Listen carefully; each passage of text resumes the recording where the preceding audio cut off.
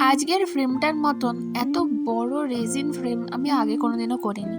আমি wooden frame করেছি রেজিনের, তবে রেজিনের যে নর্মাল ফ্রেমগুলো হয় সেগুলোর মধ্যে এটাই আমার করা সবথেকে বড় সাইজ। এটার সাইজ ছিল 12 ইঞ্চ।